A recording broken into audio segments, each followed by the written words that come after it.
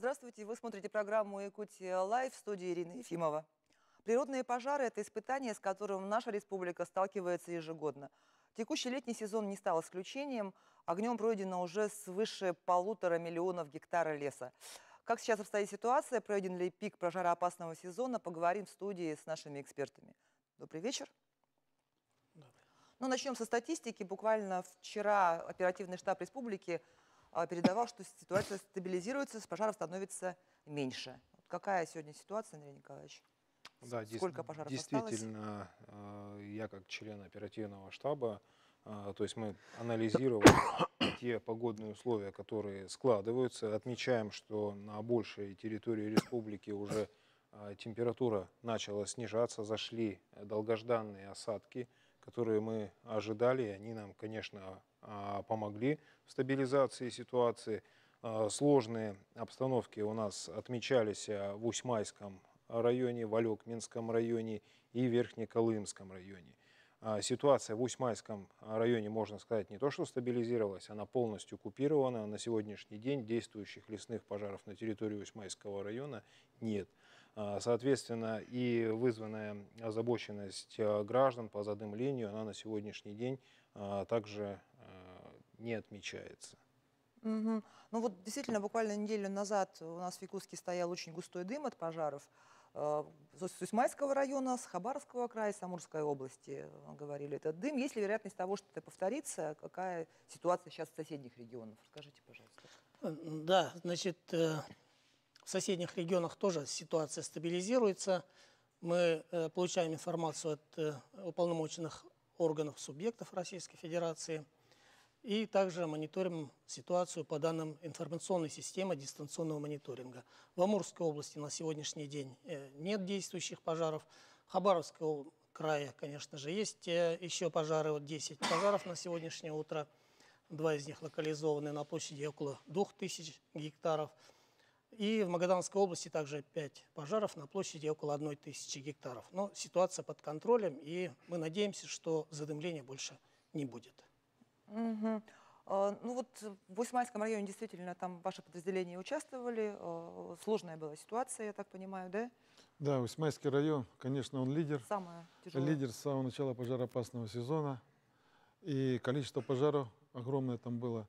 Пожары возникали по 20-30 в один день могли возникнуть, да, как в целом по республике. И прохождение гроз, оно шло как раз через Усьмайский район, это Хабаровский край, Магаданская область. Вот именно вот этот фронт, который проходил грозовой активностью, он зацепил сразу несколько субъектов. И здесь создалась такая чрезвычайная ситуация. То есть самое сложное, это вот, ну, причина это в основном гроза, да? Да, причина это в Усьмайском районе это чисто гроза. Там человеческий фактор отсутствует. Мы ни одного пожара пока не видели, чтобы была причина от человека. Да, даже на федеральном штабе разбирали, что определился треугольник, так называемый Аяно-Майский. То есть это как раз приграничные территории Хабаровского края, республики, как раз в части Усьмайского района. И плюс вот этот весь фронт, который нам приподкинул сюрпризы в части высокой грозовой активности, он еще и вытянулся на северо-восток, задев как раз и Магадан, и Верхнеколымские, и Среднеколымские районы. И то есть и за раз мы фиксировали, когда в день мы фиксировали по 38 лесных пожаров обнаруженных. То есть, и представьте, это было на протяжении недели. Сегодня 35, завтра 38, послезавтра 38, потом 35. Вот этот был основной пик, в результате которого мы получили очень много пожаров. То есть действующих пожаров у нас в сутки доходило до 195. То есть в день действующих лесных пожаров. Соответственно, для оперативного принятия решения, чтобы могли своевременно их обслуживать, и вот как раз принимались решения по вводу дополнительной группировки по ДПС, ФБУ, авиалесоохрана, плюс соседних региональных авиабаз мы также весь практически свободный личный состав мы подтянули в республику. Я считаю, что сделали мы это все своевременно, не допустив именно критических ситуаций, когда лесные пожары могли угрожать населенным пунктам и объектам экономики. Здесь я хотел бы добавить, что конечно. и для всех субъектов 3 регионов эти пожары возникали в удаленных труднодоступных местах. И для Хабаровского края это самый север Хабаровского края, Магаданская область, то есть это запад Магаданской области, там, где дорог нету, то есть удаленные. Ну и для Республики Саха-Якутия это вот именно восток, юго-восток. И получается вот это именно удаленные, труднодоступные территории, так называемые зоны контроля, где наземную технику невозможно было применять. Ну и населенных пунктов там, к счастью, рядом нет, да? Да, поэтому было сложно в свое время нас тушить эти пожары. Я так понимаю, что если нет угрозы населенным пунктам, то МЧС не подключается? Нет, у нас в соответствии с действующим законодательством, конечно же, мы подключаемся только на защиту населенных пунктов, ну и по решению оперативного штаба. Например, тот же самый Усть-Майский район, ребят перебрасывали и на значительное расстояние дальше, да, где пожар, который мог разрастись и, соответственно, уже представлял потенциальную угрозу для населенного пункта. А вот насчет того, что это на границе районов, да, не секрет же, что обсуждаются слухи, домыслы в интернете. Вот говорили, что из-за того, что это вот граница, никак не могут решить. Хабаровские не хотят тушить, говорят, это Якутия. Якутия не хочет тушить, говорит, это, значит, другая область. Вот в таких случаях, когда приграничные, скажем так, границы регионов, как решается? Во взаимоотношениях профессиональных лесопожарных служб такие вопросы не возникали. То есть, возможно, это как домыслы и обсуждения граждан, такое возможно. Но, как я повторюсь, да, и эту вот информацию как раз закреплю, что в Хабаровском крае, что в Усть-Майском это труднодоступные удаленные территории, которые попадают в так называемую зону контроля, на которую реагировать достаточно оперативно сложно из-за удаленности и труднодоступности, и также еще ряд ландшафтных особенностей есть, там и высоты, и заболоченности, и в зоне контроля мы принимали решения по приостановке. В этом году, скажем так, с изменением правил тушения данные решения проходили двойной контроль через Рослесхоз, и Рослесхоз уже оценивал действительно обстановку, возможно ли данные пожары обслуживать или нет, принимал конечное решение, в ряде которых часть пожаров мы обслуживали, несмотря на удаленность и труднодоступность, а часть пожаров, где отсутствовала угроза объектам экономики и населенным пунктам, и также отсутствовала угроза именно силам, которые будут применяться на лесных пожарах, то есть непосредственно угроза жизни, так как и склоны у нас отмечались выше 20 градусов, что по требованиям безопасности труда они запрещены работы на склонах, если он превышает 20 градусов. И, соответственно, работа шла взвешенная. То есть часть закрывали, часть реагировали, принимались То есть меры. никаких проблем взаимодействия с другими Ирина, это регионами очень важный вопрос, очень актуальный, про межрегиональное и межведомственное взаимодействие. Для этого существует федеральный штаб при Рослесхозе, который заседает ежедневно, и мы обсуждаем как раз с участием всех субъектов Российской Федерации вот эти проблемные вопросы, кто будет тушить, как будем тушить, как будем взаимодействовать. Поэтому, в принципе, эти вопросы решались и решаются. То есть такого нет. Вот еще из области слухов распространяются, тоже это обсуждают, то, что в основном лесные пожары происходят там, где есть полезные ископаемые. И вот, типа лес специально поджигают. Я считаю, что не исключено, скажем так, в этом какая-то правда, потому что высокая грозовая активность, она тоже неспроста в этой местности происходит. Возможно, где-то залежи металлов. Но говорить о том, что это специально поджигается для того, чтобы потом недропользователю было проще осваивать лесные участки, это я полностью с этим не согласен, то есть я исключаю. То есть просто молния притягивается к металлу, который в земле. Да, совершенно. И причем это происходит порой по несколько лет подряд. Именно те участки, определенные участки в районах, куда именно гроза попадает и создает нам пожар. Может, не металла, но может какая-то аномалия Что-то есть. отмечается, Что-то да, есть. что именно. Ну, хотя тут скрывать нечего, на территории республики это как таблица Менделеева. Здесь, по-моему, есть все. Нету территории, где Да, не было бы полезных здесь чего-то не ископаемых. было бы, да. Тогда, получается, все-таки человеческий фактор... По человеческому фактору, Да, позвольте, я немножко скажу, да. То есть у нас человеческий фактор в основном преобладает в возникновении лесных пожаров. Это начало пожароопасного сезона, то есть это май, конец мая, начало июня. Все, вот этот первый пик мы, скажем так, продержались на хорошем уровне, и реагирование на пожары было стопроцентное. Те пожары, они характеризуются в основном приближенные к населенным пунктам, то есть там, где есть транспортная инфраструктура, куда люди могут выйти, то есть он не может появиться там за 200-300 километров по причине человеческого фактора. В первую очередь это, конечно, связано с неконтролируемыми сельхозпалами, это вот в этот период. Но я думаю, что благодаря совместной работе с МЧС, оперативного штаба, министерства была проведена большая информационная кампания именно по запрету. На сегодняшний день в республике сельхозпалы, они официально запрещены. Мы со своей стороны, Министерство экологии, перенесли профилактические выжигания на осень, чтобы, как говорится, не будоражить местное население, то получается, что сельхозпроизводителям нельзя жечь, а в то же время лесники выполняют работы с открытым огнем. Ксения, вы хотели дополнить? Да, я хотела дополнить, что на сегодняшний день у нас ущерб от лесных пожаров уже составляет порядка 155 миллионов рублей.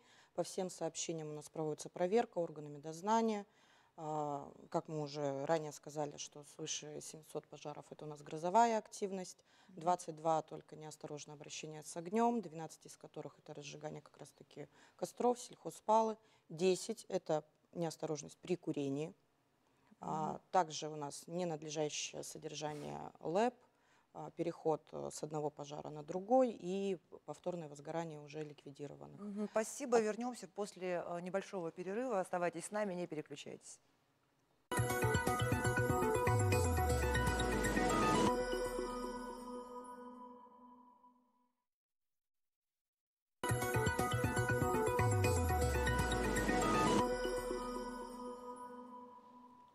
Это Якутия Лайф. Мы сегодня говорим о природных пожарах. И перед тем, как уйти на перерыв, обсуждали причины возникновения пожаров. Ксения. Да, я продолжу. Соответственно, у нас было отправлено свыше 30 отдельных поручений на проведение оперативно-розыскных мероприятий в отношении виновников. Уже установлено, получается, 17 человек. 5 привлечены к административной ответственности. Также помимо лесных пожаров у нас есть и другие виды ландшафтных пожаров. Там ситуация по статистике меняется. 44 пожара произошли по вине человека, и только 9 из них грозовой активности. Уже установлено 27 виновников, и к административной ответственности привлечено 26 человек. Ну, это штраф, да? Это штраф, да. Какой размер штрафа? Там в зависимости от сезона, то есть до введения особого противопожарного режима у нас одни штрафные санкции в отношении граждан. При его введении, у нас был ранее введен, и там уже штрафные санкции увеличиваются в двойном размере. А я слышала о том, что уголовная ответственность еще есть, если есть вот пожар да. большой. В зависимости от ущерба и причинения вреда, если есть жизни людям. Но у нас уголовных дел на сегодняшний день нет. И в перспективе пока не наблюдается, поскольку не происходило такого массового крупного пожара. Вот мы говорили о зонах контроля, и вот разные территориальные деления, я так понимаю. Вот охраняемая зона в этом году у нас была увеличена на 21 миллион гектаров. Это территория огромная, по размеру равна Республике Беларусь примерно. Да? Давайте напомним, что такое зона контроля и зона обслуживания, чем они отличаются. Да, прежде всего, чтобы было понятно, я бы хотел сказать, что в нашей стране все лесные пожары подлежат тушению. Но с учетом того, что у нас огромные территории, труднодоступные, есть такие районы, которые называются как раз зонами контроля. То есть это территории, где пожары, в случае, если они не угрожают объектам экономики, могут гореть, за ними можно наблюдать. То есть можно прекращать, приостанавливать тушение. Поэтому в Республике Саха-Якутия, если 4 года назад зона активной охраны была около 25 миллионов гектаров, то сегодня 75 миллионов гектаров – это активная охраняемая территория из 250 миллионов гектар земель лесного фонда. Конечно же, это очень большой такой скачок.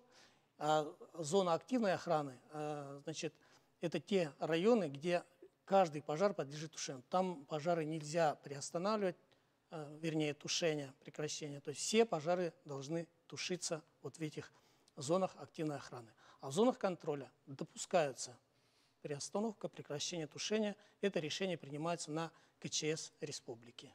Ага. Можно добавить, Да, да, конечно. вся зона контроля, она также относится к лесоавиационным работам, но есть, скажем так, свойственные, наверное, республике только моменты. Это в первую очередь с развитием лесопожарной инфраструктуры. Это авиаотделений, точек, где могут базироваться вертолеты, и зачастую из-за наших огромных территорий получается, что подлета вертолета не хватает до некоторых территорий. Не то, что тушить туда, даже долететь, даже посмотреть нельзя, не то, что тратить время на высадку людей. И в соответствии с этим определены зоны, то есть есть зона контроля, которую мы не видим, мы ее только можем наблюдать из космоса. Соответственно, такие площади в республике остаются, и я думаю, что в ближайшее время они останутся, пока развитие именно лесопожарной инфраструктуры не получит развитие, финансирование. И когда это случится, уже будем говорить о том, что зоны можно пересматривать, сокращать и увеличивать активно охраняемые. Мгм. Тут Но даже можно привести цифры советского периода. И вот из этих 250 миллионов гектаров даже в советское время чуть более 100 миллионов гектаров тоже подлежало активной охране. То есть, То есть активная охрана, значит, что пожар тушит, Да, грубо говоря. Да. Да, по-простому. любой пожар подлежит тушению. Мгм. Если это речь о труднодоступных территориях, там как раз, наверное, вот эти парашютисты, десантники, авиационные, пожарные. Ну, труднодоступная территория, это понятно. Туда наземным путем добраться просто невозможно, при всем твоем желании. Здесь уже привлекается чисто авиация. И тушение этих пожаров, конечно же, в основном ведется с привлечением работников лесопожарных формирований, допущенных к таким видам работ. Это парашютисты пожарные, десантники пожарные, потому что там применять приходится спусковые устройства, там площадки ограничены, здесь люди высаживаются в режиме весеннего, потом площадка делается, уже на эту площадку могут доставляться другие формирования, или же это идет доставка с десантированием с самолета, скажем, парашютисты пожарные тоже выпрыгивают, и ведется работа по тушению. Все эти пожары в основном тушатся ручным способом. Но в этом году у нас, да и в прошлые годы применялась также технология, это применение взрывчатых материалов. Это уже работа велась с применением взрывчатых материалов ФБУ «Лесохрана». То есть также работники доставлялись, подготовились площадки к месту тушения пожара и прокладкой канализованной полосы взрывным способом пожар тушили проведением отжига. Технику туда доставить невозможно. Единственный способ – это тушение с применением либо взрывчатых материалов, либо проведением отжига от каких-то естественных рубежей. Нет, про отжиг я понимаю, это пускается в Да. огонь встречный, чтобы... Но его надо от чего-то пустить, то есть какая-то опорная полоса должна быть, а полосу эту нужно сделать либо вручную ты копаешь, или же ты прокладываешь канализованную полосу с путем взрывным способом. А взрывной способ это что? Это специальный шнур, который прокладывается, определяется место, где он требуется оторвать, так называемая прокладка минерализованной полосы взрывным способом, определяется место, прокладывается специальный шнур, который детонирует, и, соответственно, этот шнур взрывается, и получается разрыв подстилки, то есть вот своего рода небольшая, она, то есть минерализованная полоса, от которой можно как от опорной полосы произвести манипуляции в виде отжига. Ну, эти работы как раз мы, Федеральная авиалесоохрана, проводим. С 2017 года возобновили эти работы. То есть, в принципе, в Якутии это 70-е, 80-е годы широко эта технология применялась. Но с 2000-х годов были прекращены эти работы в связи с сложностью проведения этих работ. Вот. Поэтому мы уже уже 6-й год здесь проводим эти работы и считаем, что это необходимо продолжать. И в том числе и люди из других регионов ведь тоже... Это Федеральная авиалесоохрана. А с других регионов, да, это как раз вот на федеральном штабе принималось решение о доставке дополнительных сил в регион. И мы сюда доставили около 800 работников. Это Откуда? десантники и парашютисты пожарные из Архангельской, Иркутской областей, из республик Тыва и Бурятия. Ну и около 400 работников, парашютистов и десантников Федеральной авиалесоохраны. Здесь они еще продолжают работать. Но я так понимаю, что вот этот взрывной способ и способ встречного огня как раз когда нету рядом водоемов, да, применяется в основном. Ну, не только водоемов. только, То есть это в мы основном говорим, что борьба с используя шланговые заряды, мы как раз прокладываем опорно-заградительные полосы. То есть если нет естественных рубежей, откуда пустить встречный огонь пожару, мы используем вот взрывной метод прокладки А вот таких в горах полос. как тушат пожары? Потому что у нас вот верхояние горело в прошлом году. Вот как там? Ну, в происходит? горах тушение проводится в основном путем встречного пала. Естественно, что до этого говорили, что есть горы высотой до 1000 метров и более 1000 метров. Есть склоны, которые крутизна не позволяет выполнять работы, именно что даже забраться туда невозможно. Поэтому приходится проводить отжиг именно внизу, в основании вот этой сопки, горы, и сжигать эту гору, если уж на то пошло. Потому как технику не доставим. Если же будет в наличии возможна доставка взрывчатых материалов, значит прокладываем взрывчатые материалы для того, чтобы где-то пересечь и свести в каменистые россыпи, скажем, где отсутствует лесорастительность. Мгм. Ну и мы постоянно следим за ситуацией, выпускаем новости с мест событий. Давайте посмотрим сюжет о работе воздушного судна и продолжим. Практически ежедневно на территории Усмайского улуса самолет-зондировщик Ан-26 «Атмосфера» работает по искусственному вызыванию осадков. Успех операции зависит в том числе и от работы экипажа воздушного судна, которому порой приходится работать в экстремальных условиях. Первая задача на пассажирке самолетов, мы, конечно, пытаемся обойти грозы, не влазим в обледенение, в эту турбулентность, а на зондировщике у нас наоборот. Задача влезть в облака, пройти максимально близко к грозам и найти такую влажность, где как раз вот условия обледенения. Поэтому на зондировщике мы лезем туда, куда нас учили не лазить. Мы все получили допуска. У нас, вот, допустим, заместитель командира эскадрильи проходил в ИРАЭРО подготовку, получал допуск, далее пилот-инструктор, он как бы нам давал проверочные полеты. На этот раз самолет-зондировщик отработал не только на территории Якутии, но и зашел к нашим соседям в Хабаровский край. Территория Хабаровского края нам нужна была по одной простой причине. Перенос воздушных масс, в том числе и то есть основных облаков для работы, он был четко с юга на север. И для того, чтобы нужное количество осадков пришли на пожары, которые нас интересуют, поэтому мы немножко залезли к нашим соседям. Сразу по возвращении в Якутск руководитель полета связывается с гидрометом для уточнения информации по осадкам. Подскажите, пожалуйста, в Усмае сейчас осадки наблюдаются по последним срокам? Да, идут в Усмае, Усмень, Горенок. Там и в него идет в Усмае, и остальные вот эти какие-то слабые, непрерывные. Искусственные осадки – одна из самых действенных мер в борьбе с лесными пожарами. Поэтому правительство приняло решение продлить работу зондировщика и его команды еще на несколько дней. Александр Хавренко, Джулус Иннокентьев, Якутск. Ну, Аркадий Михайлович, вы вот молчите с самого начала. Давайте, ваше время настало. Этот зондировщик, это же... Ну, во-первых, для службы спасения это новое направление работы. А так, конечно же, воздействие на облака проходили 95-е годы, вот, прошлого столетия. Ну, в небольшом таком размере. Мы уже в этом году отработали 3 договора. Отлетели 177 часов. Это 2 самолета, Як-40 и Ан-26 «Атмосфера». Ну, насчет эффективности, вот, в целом-то уже наши коллеги говорят, об этом пишут. Были в этом году, мы уже настолько научились вместе с Росгидрометом и нашим вот Якутским управлением гидрометслужбы и Центром мониторинга. По данным РДС смотрим, значит, где у нас пожары лесные.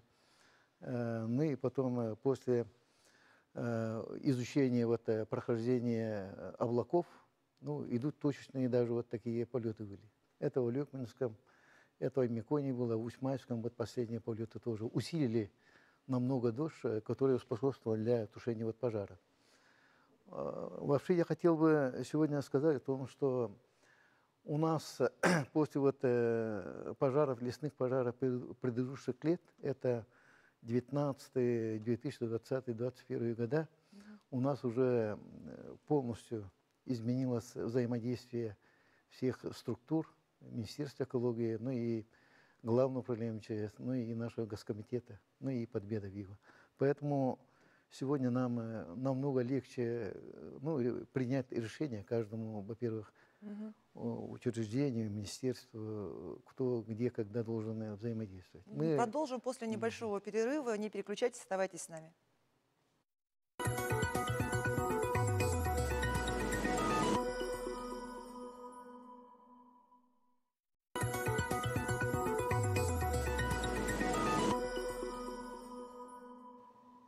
Это программа «Якутия Лайф». Мы продолжаем говорить про природные пожары. Перед тем, как уйти на перерыв, разговаривали о самолете-зондировщике.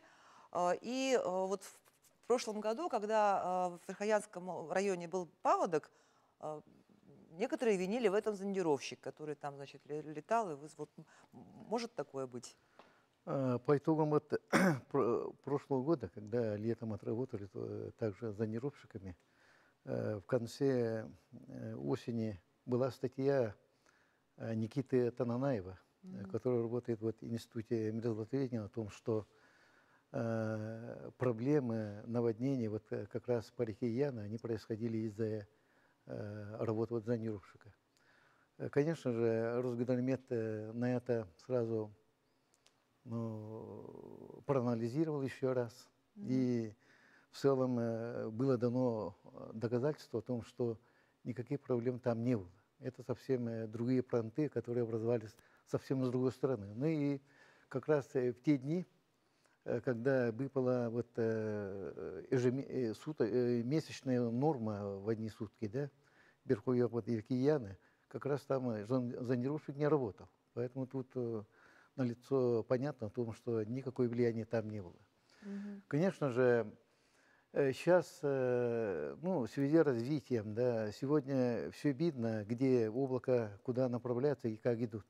Образуются вот эти фронты. Поэтому в целом-то те полеты, которые вот мы совершаем, они все синхронизируются и пожарами, и вот эти направлениями, значит, Но я так понимаю, что зондировщик, он еще теперь и превентивно используется, то есть не только на тушение пожара, да, но для и снижения пожарной опасности. Но тут тоже надо понимать, что работа зондировщика, она локальная, то есть это небольшой пятачок, где проходит так называемый засев облачности, воздействие, оно минимально, то есть только в моменте и в месте, где произведено воздействие, там может быть увеличено количество выпавших осадков. Но оно не влияет, если это действительно общий там облажной фронт идет, соответственно... зондировщик не спасет тогда. Конечно. Не то, что не спасет, он не усугубит ситуацию, тем самым, как отмечали граждане, да, что зондировщик виноват там в подтоплении территории. Просто еще фронт прошел, и когда вода со всех водоразделов, там нужно отметить, что Верхоянский район, он горный, и, соответственно, вся вода с горной местности, когда спустилась, тогда и отмечалось повышение общего уровня воды. Но также в соцсетях недоумевали, почему в этом году самолет Б-200 не прилетел, в других странах помогает, а в Якутию так и не прилетел. Вот давайте значит, на КЧС республики мы ежедневно утром и вечером анализируем обстановку по всей республике и принимаем решения совместно о применении тех или иных технологий. До 30 воздушных судов применялось в этом году, и в том числе Б-200, значит, рассматривался вопрос применения Б-200. Имеется соглашение с МЧС на применение, но мы анализируем эффективность применения на том или другом пожаре. Все зависит от расстояния аэродром базирования, пожар и расстояния до водоема, где можно делать забор воды, то есть безопасность проведения этих технологий. Поэтому вот таких подходящих условий не было. Но ведь Б-200 это не панацея от всех пожаров. Есть другие технологии, мы применяли широко вертолеты Ми-8 с водосливными устройствами. У нас 4 вертолета федеральной авиалесохраны здесь работали с удаленной дальностью полета. Вот, поэтому мы применяли именно вертолеты Ми-8 с водосливными устройствами. Они могут точечно сбрасывать огнегасящую жидкость в сравнении с Б-200. Ну и протяженность жидкости при залповом сбросе Б-200 около 200 метров, шириной 30 метров.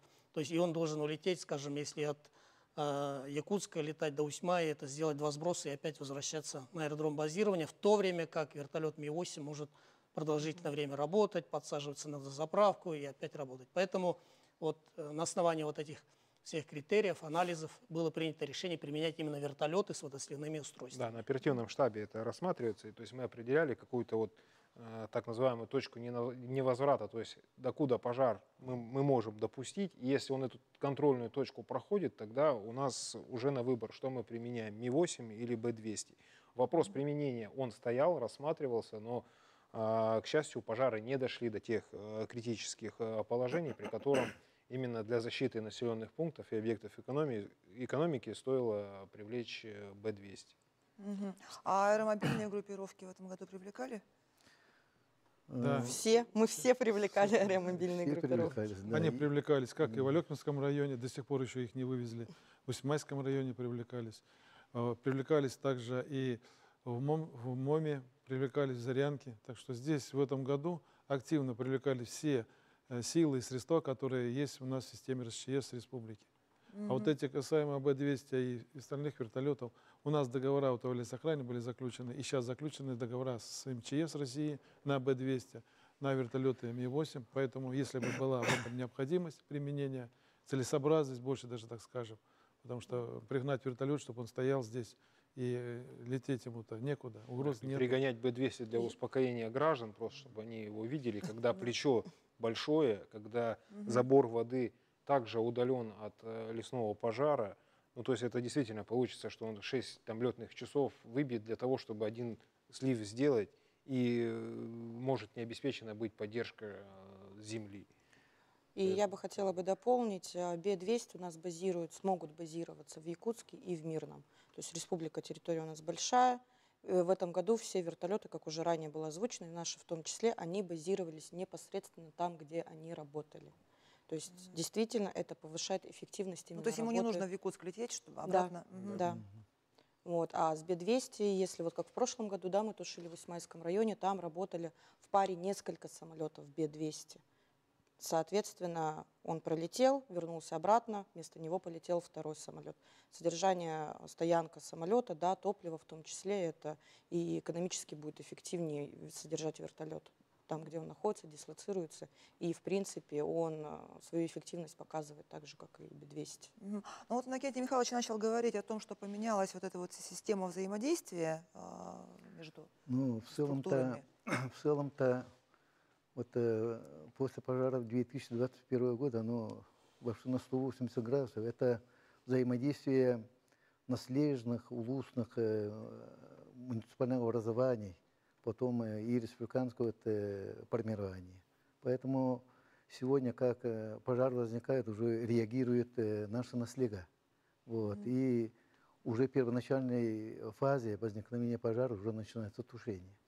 Ну и на защиту населенных пунктов, да, вот, в службе спасения республики решением правительства наш состав увеличен на сегодня на 71 человек, которые могут реагировать в любое время по, опять же, решению комиссии по чрезвычайным ситуациям на любые тушения лесных пожаров.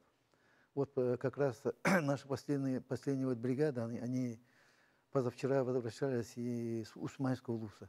В этом году отработали около села Соболок Мурманского района все, и главное управление МЧС, аэромобильная группа, ну и наши вот лесные формирования, все вместе работали. Поэтому это намного улучшает качество работы. Еще отметил бы, да, то, что те прошлые годы, которые давали и большие площади, и критические ситуации были, пересмотрен вообще подход со стороны республики, что теперь оперативный штаб именно объединил все усилия, не так, как лебедь, рак и щука, когда МЧС свою задачу выполнял, ландшафтными пожарами никто не занимался, соответственно, лесопожарное формирование только лесным фондом. На сегодняшний день законодатель определил ответственных лиц по ландшафтным пожарам. Здесь как раз вышло госком обеспечение как республиканская служба. И все мы входим как члены в этот оперативный штаб. И на сегодняшний день принимать решения о взаимодействии, они сейчас упрощены, и мы, в принципе, сейчас проблем не видим. То есть мы не конкурируем, мы все направлены на основную задачу. То есть МЧС у них по охране населенных пунктов, госком обеспечения ГПС, они направлены на ландшафтные пожары и также на защиту населенных пунктов и объектов экономики, а наша служба уже на территорию лесного фонда. И мы на сегодняшний день, я думаю, что полное взаимодействие, и я думаю, что даже федеральные органы тоже это могут. Все согласны, да? Да, конечно. Но я так понимаю, что изменилось и взаимодействие, увеличилось и финансирование, а что-то еще нужны какие-то дополнительные меры, чтобы улучшить ситуацию? Или, в принципе, сейчас нормально все? Как? Ну, здесь, вы понимаете, увеличилось финансирование и увеличилась площадь. На сегодняшний момент та численность личного состава, которую у нас имеет, она явно не соответствует той охраняемой территории, которую мы сейчас имеем. И это еще не критерий того, что на этом мы остановились. Я могу сразу сказать, что на следующий год охраняемая территория еще будет увеличиваться. То есть это говорит о том, что нам нужно дополнительно увеличить штатные единицы, создавать новые подразделения авиалесохраны, потому что летать на 200-300 километров это не совсем эффективно, понимаете, да? То есть пожар нужно обнаружить на малых площадях и принимать быстрее меры к их ликвидации. А зачем увеличивать охранные зоны? Ну, для того, чтобы тушить пожары. Если мы не хотим сидеть я в дыму. добавлю, да, есть указ президента Российской Федерации о сокращении как раз площадей, пройденных огнем. И там по годам определено для каждого субъекта ту максимальную площадь, которую допускают на территории данного субъекта. И эта площадь, она с каждым годом все меньше и меньше, и, соответственно, для того, чтобы эти показатели достигать субъекту, необходимо в первую очередь, правильно Владимир Сергеевич отметил, да, что это увеличивать свою группировку своих профессиональных лесопожарных формирований. И, конечно, в первую очередь, это развитие лесопожарной инфраструктуры. То есть когда-то мы должны прийти к тому, чтобы охранять всю территорию, правильно я понимаю? Ну, нам сейчас хотя бы Нет, сейчас нам хотя бы прийти к тому, что было в советское время. То есть вернуться хотя бы к тем площадям. Там было 110 миллионов мы охраняли, сейчас 75. То есть нам еще год-два надо увеличить вот эту площадь. Потом плюс к той численности, которая тоже была в советское время. Было до 1500 парашютистов десантников. Ну что, спасибо вам большое. У нас эфир подошел к концу. Я желаю вам успехов в вашей нелегкой работе. Это была программа «Якутия Лайв». Меня зовут Ирина Ефимова. Смотрите нас на телеканале «Якутия-24» по будням в 19:15. Расскажем, чем живет Якутия.